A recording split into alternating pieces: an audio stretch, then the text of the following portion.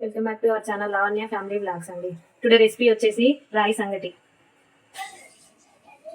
రాయి సంగటిలోకి నేను రేషన్ బియ్యం తీసుకుంటున్నానండి. రేషన్ బియ్యం అయితే పర్ఫెక్ట్గా వస్తుంది, టేస్ట్ కూడా బాగుంటుంది. నేను ఒక గ్లాస్ తీసుకున్నానండి. ఇవి బాగా కడిగి పెట్టుకోవాలి. ఒక ½ అవర్ ముందు కడిగి పెట్టుకోవాలండి. బాగా వాష్ చేయాలి. ఇలా కడిగి పెట్టుకున్నానండి. నేను ఒక 30 minutes నానాలండి బియ్యం. నేను రాయి సంగటిలోకి 4 గ్లాసుల వాటర్ తీసుకుంటున్నాను. గ్లాస్ బియ్యానికి 4 గ్లాసుల వాటర్.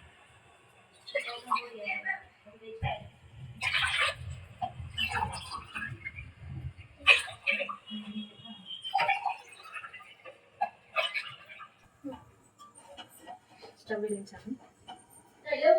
ఈ వాటర్లోకి తగినంత ఉప్పు వేసుకోవాలండి.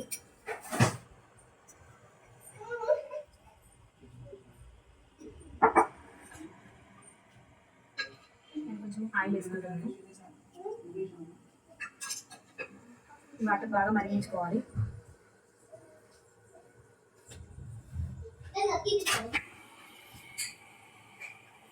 చూద్దాం వాటర్ బాగా మరిగాయండి. ఇందులో ఇప్పుడు మనం రైస్ వేసుకుందాం.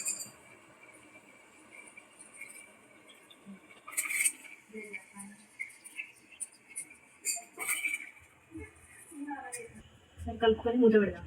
మెత్తగా ఉడకాలి రైస్ అండి.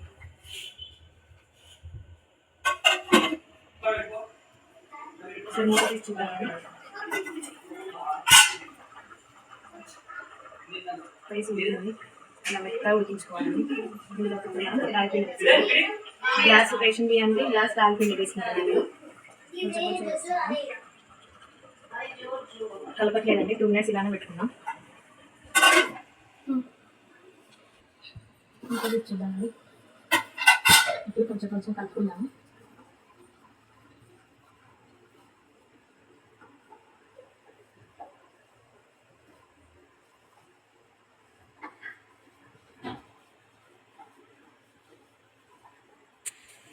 ఇలా బాగా కలుపుకోవాలండి. వాటర్ సరిపోకపోతే వేడి వాటర్ ఇందులో కొంచెం యాడ్ చేసుకోవచ్చు. నేనైతే యాడ్ చేయలేదు. కావాలనుకుంటే వేడి వాటర్ ఇందులో కొంచెం వేసుకొని మెత్తగా అయ్యేవారికి కలుపుకోవచ్చు. నాకైతే కరెక్ట్ క్వాంటిటీ సరిపోయిందండి. ఇలా బాగా కలుపుకోవాలి.